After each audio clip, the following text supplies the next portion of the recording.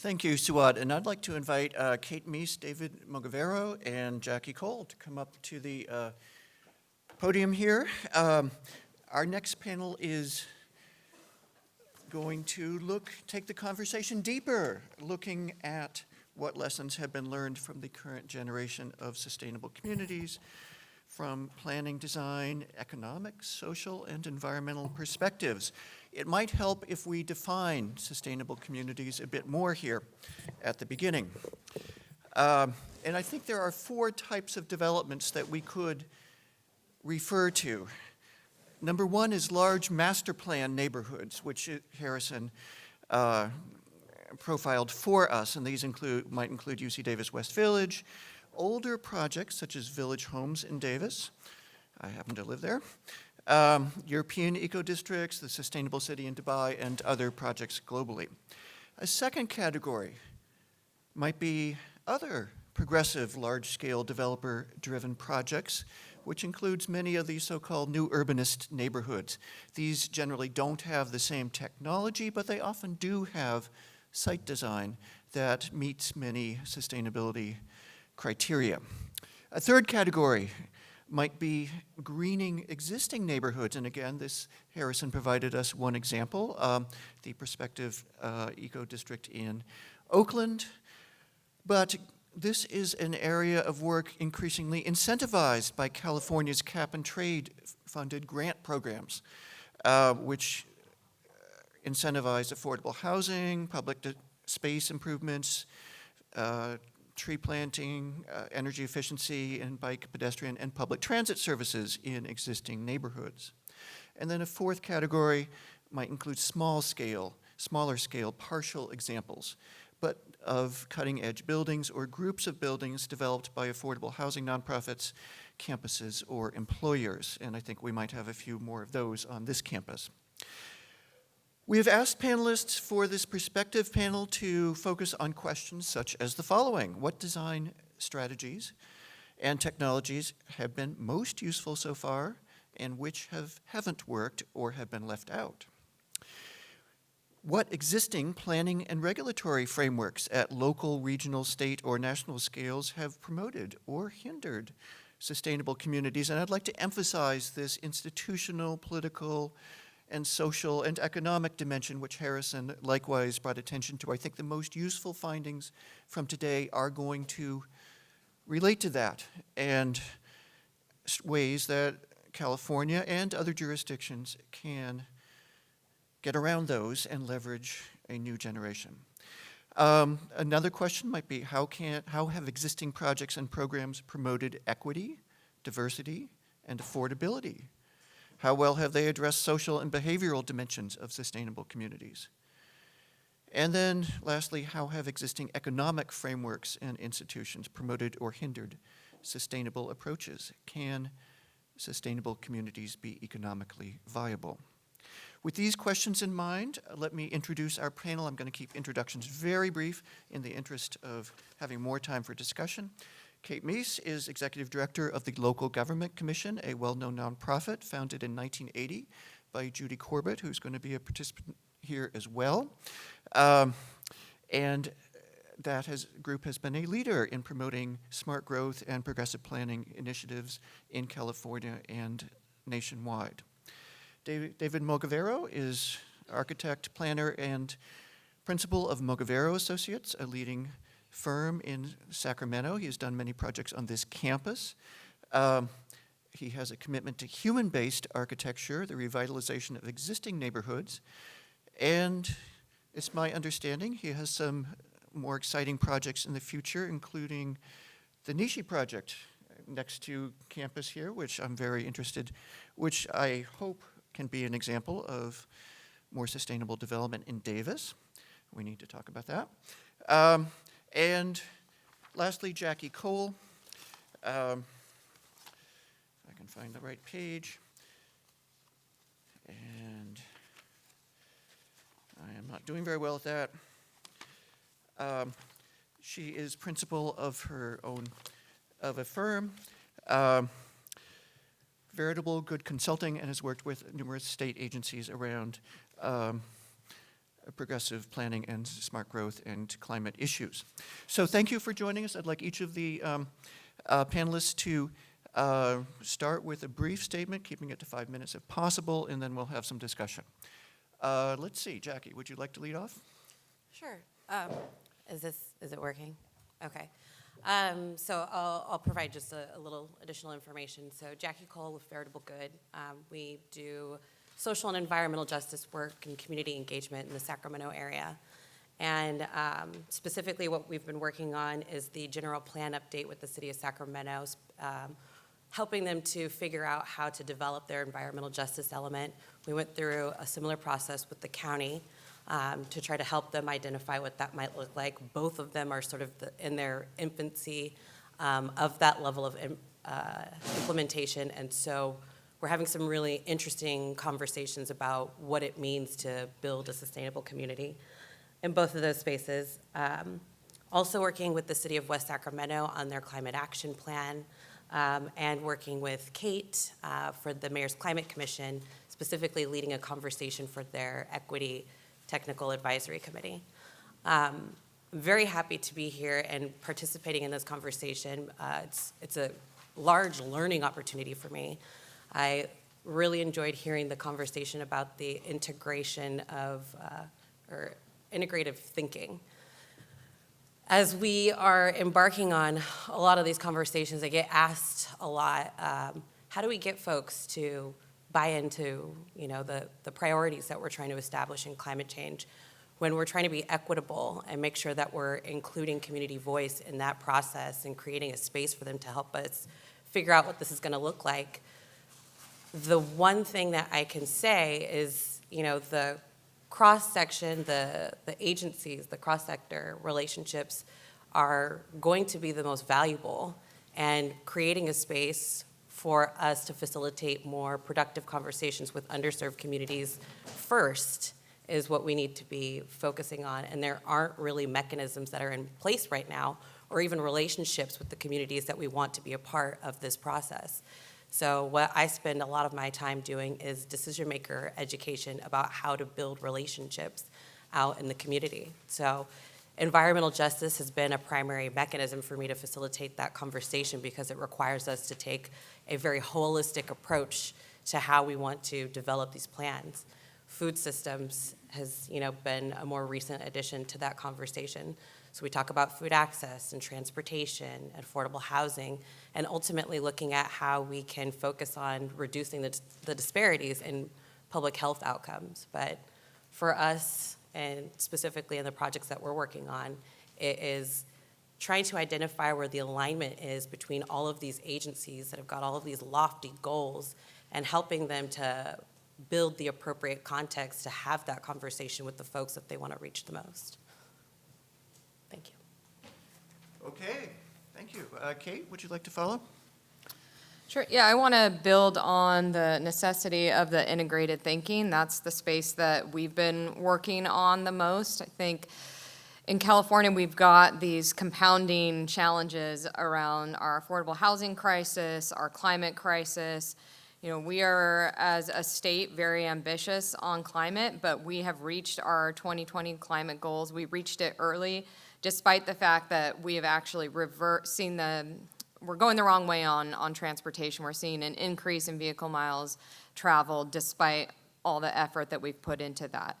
So when we look at issues like wildfires, which is an increasing challenge in California, we have to be thinking about how we address our wildfires and our resiliency at the same time as we're thinking about our challenges around affordable housing and our transportation and our other climate challenges. So just to put a fine point on it, we're still building 60% of new homes in the wildland-urban interface.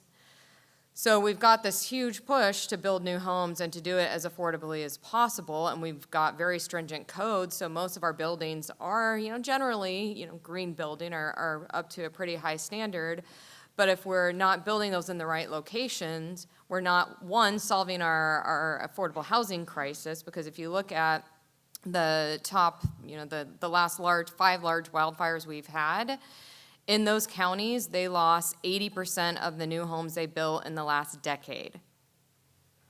So 80% of homes in 10 years that those counties built were decimated, let alone the toll on human lives and everything else. So, it may seem attractive, and we're hearing this from a lot of housing advocates, we just need to build everywhere as quickly as possible. But again, that doesn't solve our housing crisis, and it's putting more people in harm's way, and it's an expensive way for us to get out of a problem. And again, if we're housing people in the wildland-urban interface, we're increasing vehicle miles traveled and congestion and infrastructure costs and everything that goes along with that. So we can't afford to be thinking about one challenge in isolation from these other challenges. Stephen, you mentioned cap and trade funding. That we've been very blessed in California to have funding available for the cap and trade program, but I will say it absolutely does not incentivize integrated thinking. There are a couple pots that do, but there are still 20-plus state agencies that control these different pots with a different sector lens. So for the cities and counties that we're working with, if they want to do a really integrated project that looks at low impact development and sustainable water management and renewable energy and storage and bike lanes and all these other things, they're going after 5 different grant programs with 5 different deadlines and 5 different sets of requirements. So, we're not setting up our programs to, 1, reach the deep carbon reductions we need to reach, but 2, to also encourage that innovation. And frankly, at the local level and at the state level, we're much more comfortable planning around what we know is proven and what we've seen works, but that hasn't gotten us where we need to be. So that's not going to incentivize the type of creativity that we need. So what we have seen that works is when we have pilot programs or we have requests for innovation that encourage out-of-the-box thinking. So I'll just give one example. In the city of West Sacramento, they're rethinking the way transportation looks like. So, we've done a great job on electric vehicles, but if we look at our public transit, ridership's going down, and we haven't seen a lot of innovation until recently. So what they did is put out a request for innovation. What they got back was a proposal from VIA to run, I think, 15 passenger vans on demand. They're Mercedes vans. It eliminates some of the stigma around public transit. They're taking people door to door for the same price as a bus. It's $2.50. And their ridership is the lowest income people in their community and the highest income people in their community, the oldest people in their community and the youngest people in their community. That's unheard of. But that's a type of innovation that we need to be incentivizing and adjusting our systems to bring that kind of thinking in, because that's the only way that we're going to solve these intractable challenges that we have. Okay, David? Sure. So I'd like to, is this on? Push button, yeah. Okay, there we go. So I'd like to start off by talking about some of our successes, because we've had many. We have many communities in and I'm going to focus on California. We have many communities that now have by right ordinance for high-density development. We have many communities with parking reductions relative to what they used to be. We have communities that are doing fee waivers and deferrals for infill development and affordable housing. We have facilitation of bike and pedestrian safety in many places, UC Davis and Community Davis being perhaps the leaders in the state. We have a competitive process for affordable housing that emphasizes location, proximity to services and transportation, and services for the residents to help them get in a better place. Kate's already mentioned VMT. We have a law that has changed the metric for CEQA from LOS to VMT. We can talk later if you don't know those acronyms. And a significantly higher percentage of growth is happening in an infill context in California. We also have Measure M in Los Angeles, $150 billion to go towards building a public transit system there, and more and more and more. But to build on what Kate started, we have twin 800-pound gorillas in the room still. And we still invest the bulk of our community shaping resources, and by that I mean the things that shape the way our communities grow, in a manner that thwarts sustainable communities and relegates sustainable communities to only a hope. Sprawl, number one, is still the primary form of real estate development in California and most of the United States. And no matter how many bells and whistles are placed on it, it is contrary to sustainability for communities to be happening on the periphery of communities and in remote locations. Hand in glove with that is the vast majority of our transportation investment is stuck in the other post-World War II paradigm, which is basically automobile dependency. Between these two phenomena, all of our successes are relegated to the margins. For example, VMT in California continues to rise unabated, as Kate has indicated. The implications are not just environmental, but deeply economic and social as well, especially for those with limited means.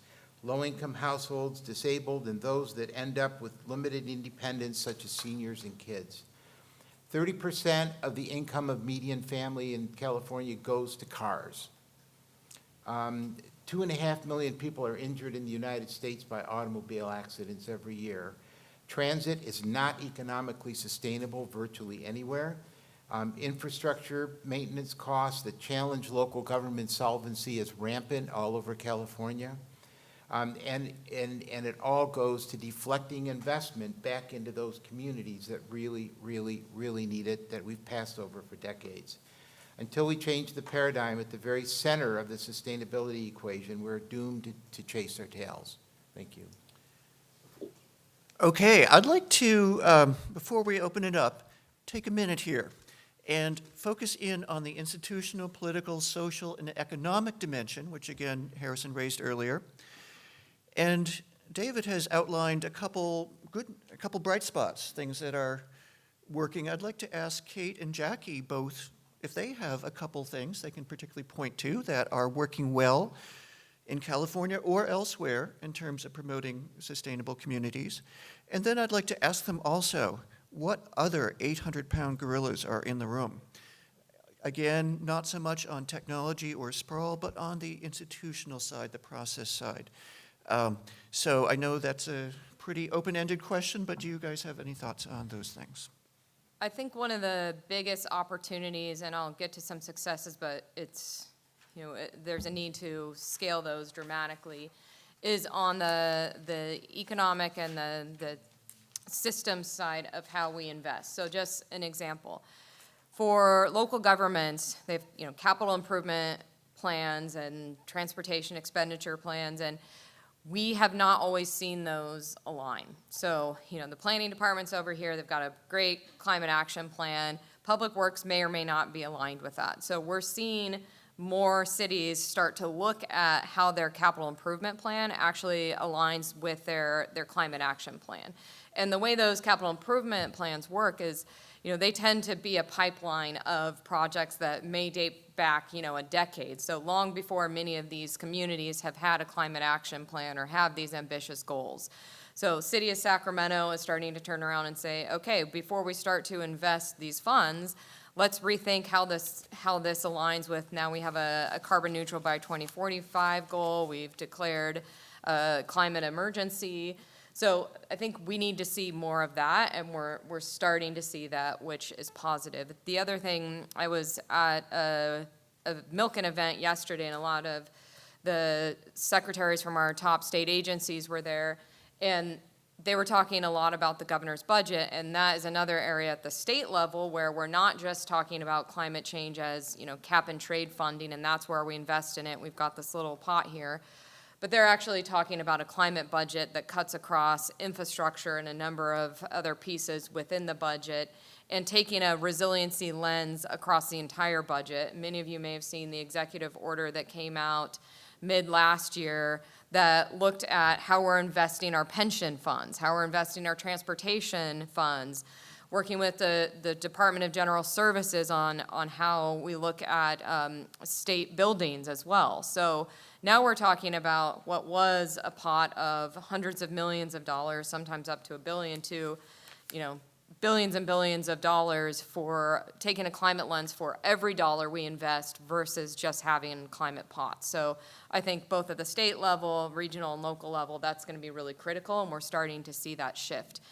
I mentioned some of the other 800-pound gorillas. I just want to explicitly say that while we talk about our climate goals and we've reached it in California for 2020, if we actually calculated the emissions from wildfires, we did not reach it.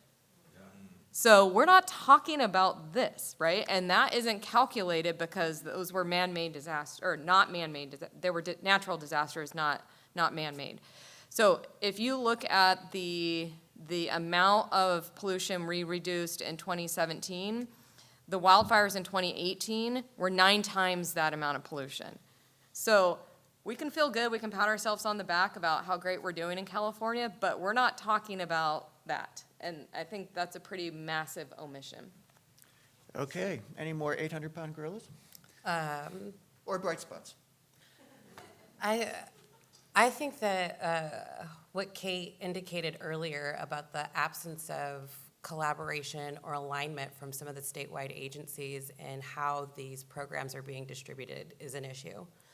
What I keep observing is this almost psychotic sort of level of attention that's required from communities who are supposed to be informing these processes that we can't even keep track of. We have the air district and regional transit, we have the city, we have the county. There's always some mix of, a dozen or more different projects that are going on that we're supposed to be paying attention to. And then how do you articulate that to a community that doesn't have access to food or to transportation? How do you involve them as a part of this conversation and make it relevant and meaningful for them? Because they are going to be the most deeply impacted. During the wildfires, we saw a struggle between our county and the public health department about how to distribute face masks for folks. So what we need to do is to get all of our communities prepared for this inevitable increase in how we need to respond to the issues that are going on. We keep having conversations about climate resilience and how do we get our communities prepared for that, but that also needs to happen from the top. We need some alignment in terms of how we're asking for resources, how resources are being allocated, and how we're choosing to have communities participate in that conversation. Okay, let's open this up to you all. And I'd love to have comments or questions, first of all, about lessons, bright spots to date, and also stumbling blocks, 800-pound gorillas. Any thoughts on this, Rob? There's a mic somewhere.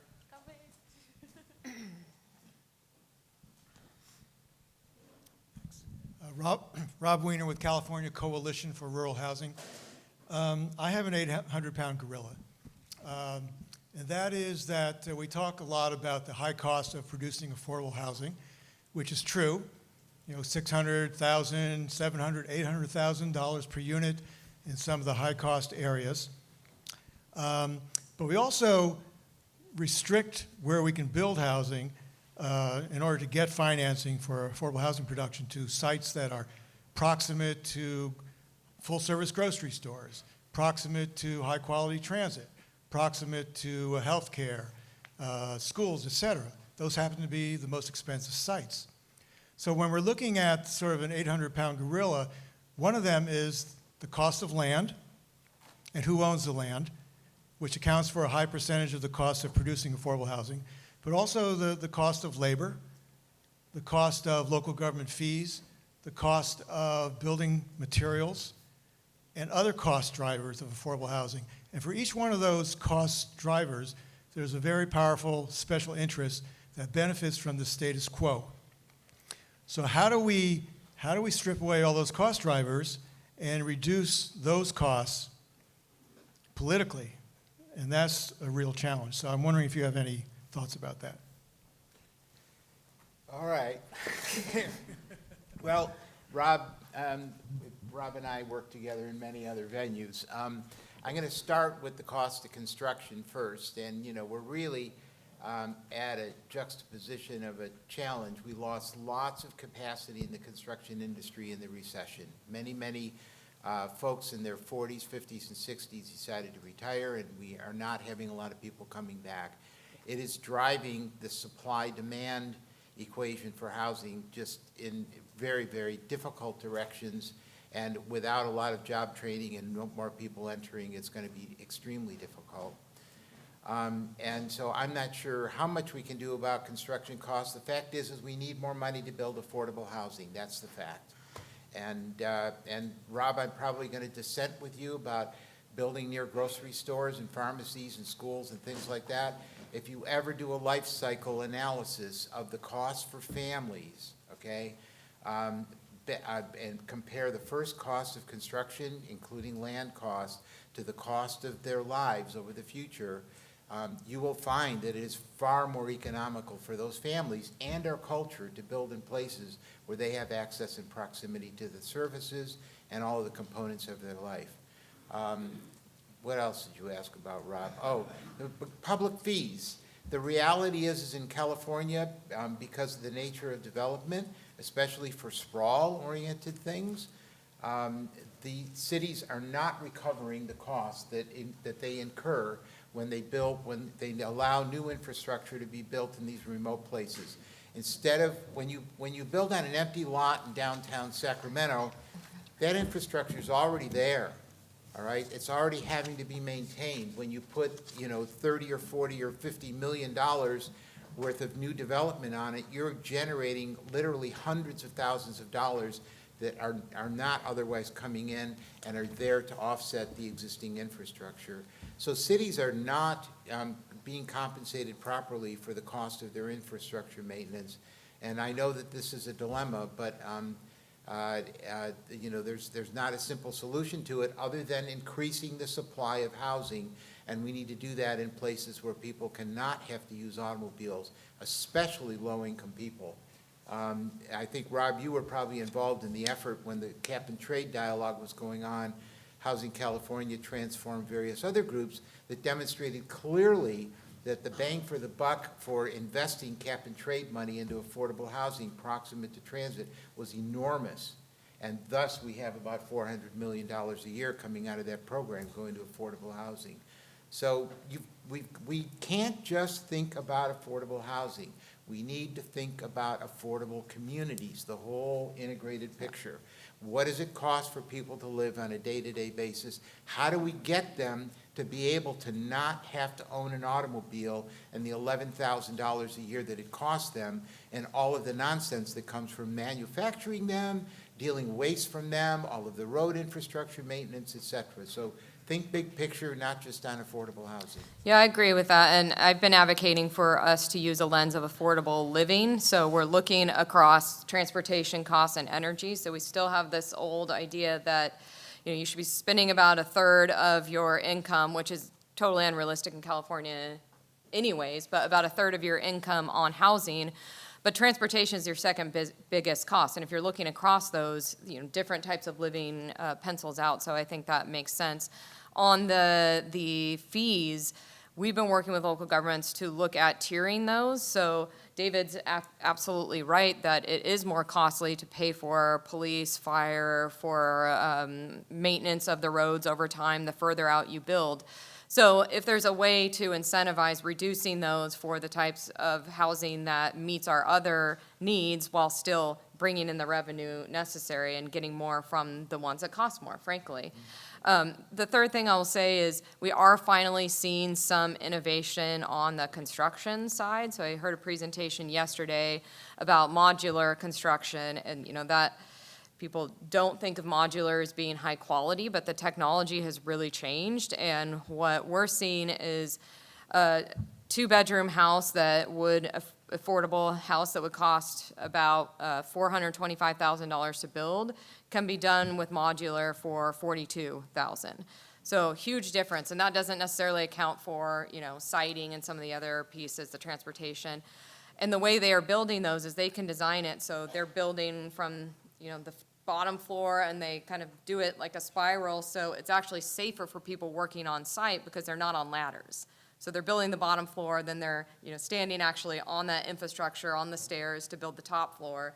So there's a lot of innovation that, I think we just need to be more creative about, how we think about, affordable living overall and start to tap into some of the innovation we're finally seeing on the construction side. And we're entertaining this concept of what a community land trust can be in Sacramento right now. I'm on the board of directors, and we just got our 501c3 status this year, and we are actively working with community members to try to identify what types of sustainable communities that they'd actually like to see. One of the things that we hear often is, they want to live within walking or biking, distance to the amenities that they need, but right now, last week, a food source closed, another grocery store in an already deprived community. And so, what are we going to do? And what are some of the other creative solutions that we can come up with, like maybe zoning that lot specifically as a grocery store, so that's the only other type of development that can be a part of that community. But yeah, we're trying to figure this out on our own in Sacramento. Okay, other questions? I see Harrison's hand, but I'm gonna ask anybody else back here. Okay, Harrison. Mike. Maybe this is following on your idea of affordable living, but if you look at the EcoBlock project, what we looked at was the household budget. Right. And these are, middle to low income community neighborhoods. They can't afford to do their own solar. They can't afford to do the energy efficiency retrofits. So we looked at what they were spending on their utility bills and their cars, and we asked ourselves the question, could we take that money to remake their home, to make it better, so it's shared prosperity, they get a better home, within the savings of their utility bill. And if we had electric car sharing that they had special access to, they wouldn't need a vehicle. Right. Yeah. And it would be powered by electric. So my suggestion is we should be looking at these little economic flow things in total, in an integrated sense, to find out if we can find ways to make improvements within these budget areas. And if this works, if we can get these improvements done at the cost we think, these homes, folks will be able to stay, they'll get sustainable transit, they'll get zero energy, almost zero carbon home, within where they won't have to pay a dime more than they do right now. Right. So you need to look at those cash flow opportunities to try to get this integrated system working. Yeah. And I think cities, I think your idea of these community land trusts and them becoming horizontal developers might be, I haven't looked at it, but I bet you if you did that, the community land trust could become a moneymaker to build sustainable communities. And we have a very healthy inventory of vacant lots in Sure. Sacramento, and so we're trying to facilitate a conversation about what that might look like. And I was very excited to hear your talk, and I want to figure out more about what's going on in Oakland, because all of these things right now operate in sort of a piecemeal fashion. So we have a community car share program that partners with a nonprofit organization, Mutual Housing, and we are introducing the concept of electric vehicles to communities. We're providing it as a service for free to help them get out of their cars, and then shifting away from the gas has allowed them to save a little bit more of their money.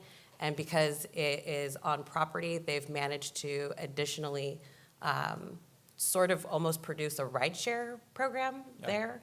So, somebody will rent the car for 2 hours and take seniors to doctor's appointments, because none of the amenities that they actually need are close to them. So all of these things are happening, but none of them are being coordinated. They're not complementing each other. We're not thinking about it in an integrated systems way yet. And I think that goes back to the funding piece. So I believe Oakland for the eco block got substantial funding from CEC and EPIC, and I'm sure you had to piecemeal a lot of different funding sources. So to be able to do that at scale at this point is very, very difficult. And so I think that's where, whether it's, integrating the state grant programs, I think that's a piece of it, but it also needs to be a different financing approach. We've figured this out on renewable energy, so property assessed clean energy. We know that, there are going to be savings from the bill over time, so we're able to have companies that will come in and make those investments up front, knowing there'll be savings over time. So how can we think about that on transportation and water and some of these other pieces? And getting rid of the automobiles, Harrison, that's the key, as you pointed out. $15,000 It's right there. $11,000 a year, average automobile in America. That's huge. And if you look at it from net present value on housing, just for example, that's worth about $170,000 worth of house if you take that cash flow and apply it to a mortgage. It's a big deal. And people get to build a nest egg of economic of equity, as opposed to an automobile. You buy it and it depreciates the minute you Immediately, drive yeah. it off the lot. Okay, we have time for a couple more quick questions, and I'd love to see questions from non-white males. Do we have any in the room? No, you don't count. Yes, sir. Beth. This has been really great. Thank you, everyone. Beth Ferguson, assistant professor in design. I don't have a car, and it's really hard, but I love the challenge as a transportation researcher to try to navigate living in San Francisco and working in Davis. And I take the train, I bike, I take micromobility, but it could be so much smoother and easier.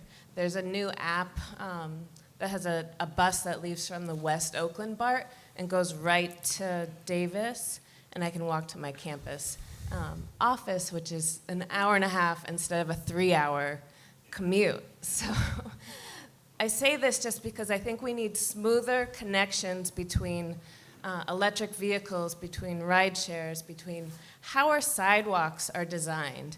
And I love the idea of stormwater or waste sewer water feeding back into our trees and making smooth connections between transit and bikes. But how do we get all those resources to lower-income communities having to commute 2 hours from getting pushed farther and farther out of our city? So thank you guys for bringing up these pieces. But if our new developments aren't connected to public transit, it's a huge inconvenience. We're asking families to skip dinner time with their kids to try to take 2-hour bus trips, connecting in multiple connections. So I'm not sure if this is a question, but just saying. Yeah. I like the part about the kids. I mean, that's what it's all about ultimately for me, is how do we make communities where it's a loving place for people to be?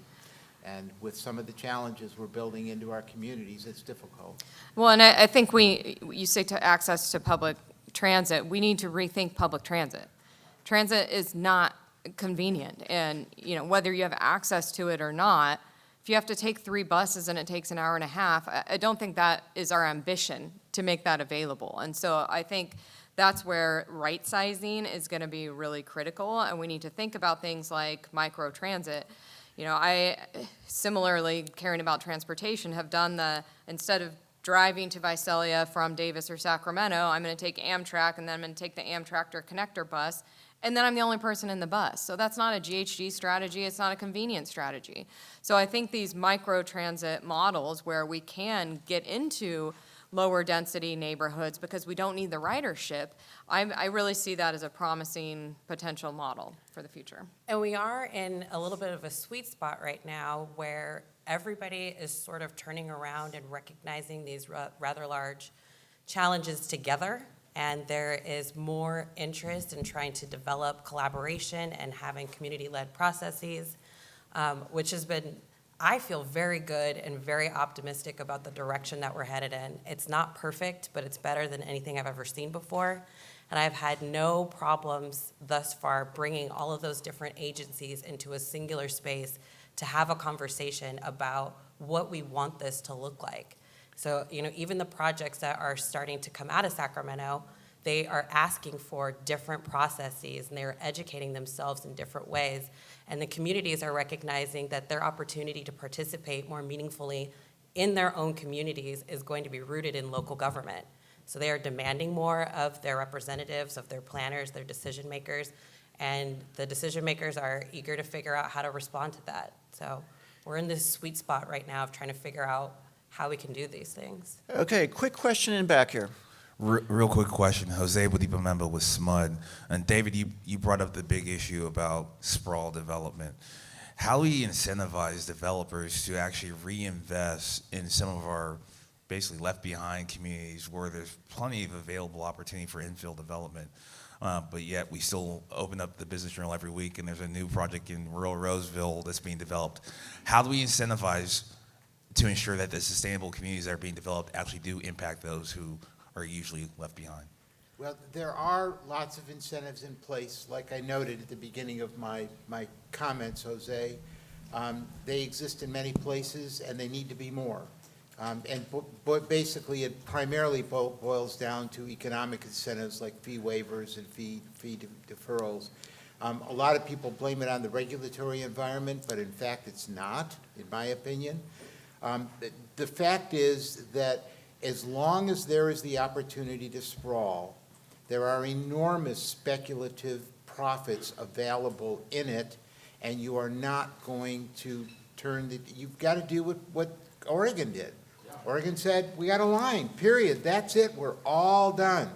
And now Portland has a vast majority of its development being reinvested into existing neighborhoods all over the region. And without the quid for the quid pro quo, whatever, it's not going to succeed. You can't just have the carrot, you've got to have the stick as well, and that stick can only be formulated in downtown Sacramento with the state legislature. Okay, we are nearing the end for this yes, I know. I'm going to take the prerogative as moderator here to ask one very quick final question. We're at the point as a country when we need to think outside the box. That's the point of this whole event. Some of the Democratic candidates are starting to do that on things like healthcare. How do we do that on community development? I'd like to ask each of the panelists to give a 20-second outside-the-box radical, 10-second outside-the-box radical strategy. Does the state take over the investor-owned utilities? Do we adopt Oregon's land use planning framework? Do we get rid of local zoning? Do we have differential fees where sprawl development pays through the nose and infill or affordable gets rebates? What should we do? Any ideas? Oregon-style sprawl control, that's simple.